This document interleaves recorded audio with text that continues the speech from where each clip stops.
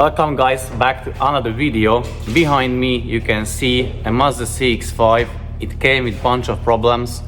I'll jump into the cabin and show you the fault codes and the live data and tell you or explain what it's going to get done on it and what's going to happen with it and how we are going to proceed with the things.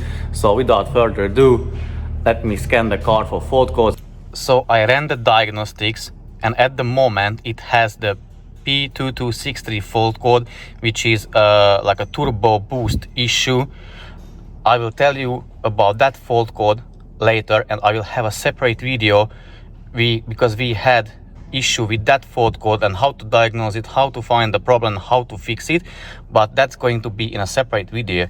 Also, I need to add this car, it came back for repairs, so it came first for diagnostics, and first time it had more fault codes, but we cleared them for the owner. So let me tell you what they were. So basically it had fault code for the vacuum pump, the P258B. It had low oil pressure problem fault code, that was the P06DE and the P055F or FF or something like that. And also I believe it had fault code for the exhaust pressure sensor, so and that was the P2262. So now let me check, or let me show you the live data and tell you more about what I can see from it and how I'm going to proceed with this job. So basically I can turn on the car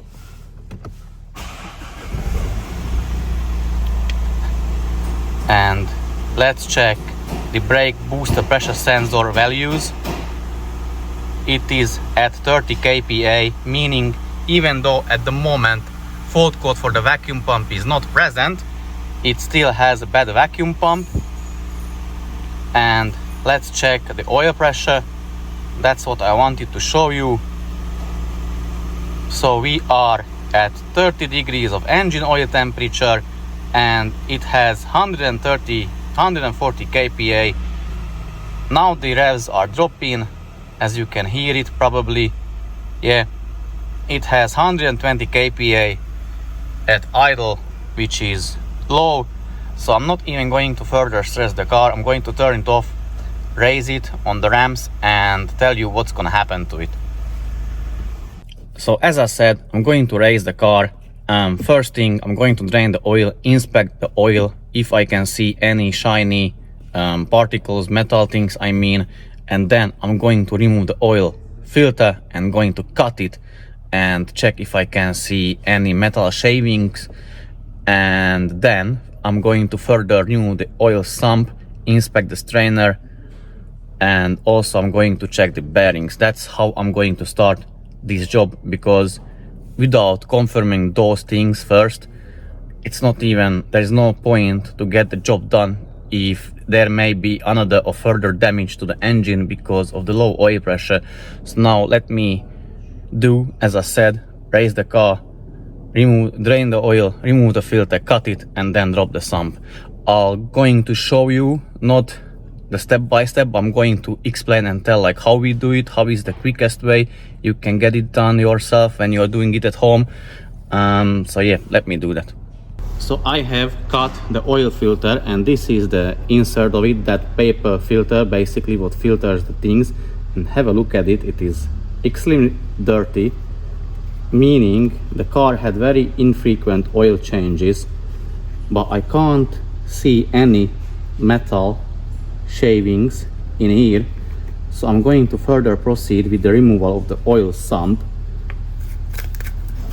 and I'll tell you, like I'll give you a little tips or tricks how to remove it quite quickly. So I have removed the plastic under trace and that cushiony thing underneath the oil pan and the wheel obviously, and the cover from here, and also removed the oil pan bolts. These ones, these are around the perimeter of the oil pan.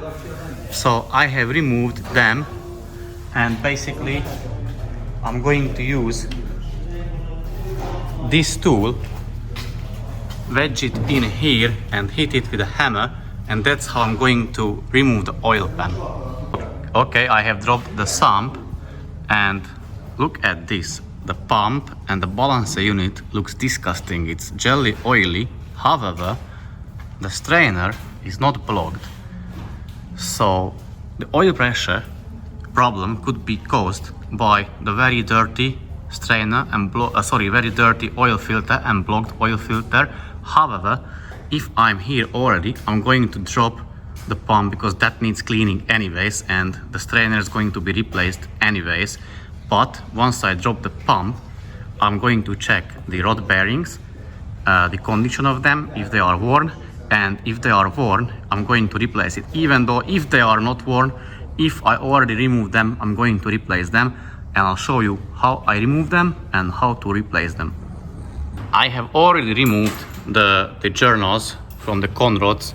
So that is the crankshaft, what you can see, it is oily. So basically how I've done it, I can do the two middle, in the cylinder number 2 and 3, basically used a female or E-Torx bit 12, size 12, undone it.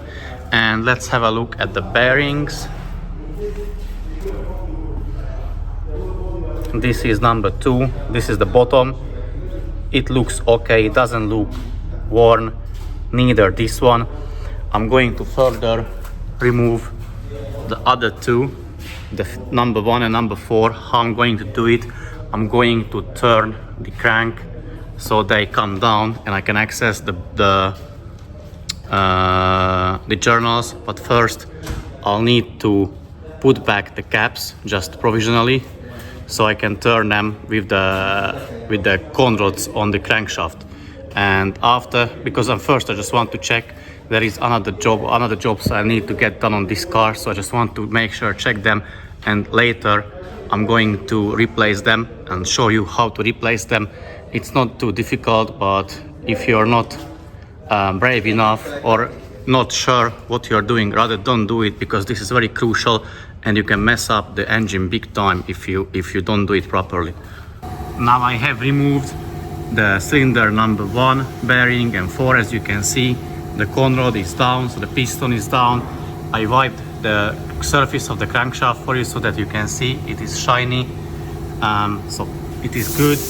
Basically how I done it, I turned the engine by the crank, and now as you can see my marked chain links moved, and when I'm going to return it to the position, I'm just going to turn it backwards. Some say you shouldn't turn the engine backwards, obviously don't do it like too much, but this is how we align that sprocket back again with the oil pump. And here are the bearings.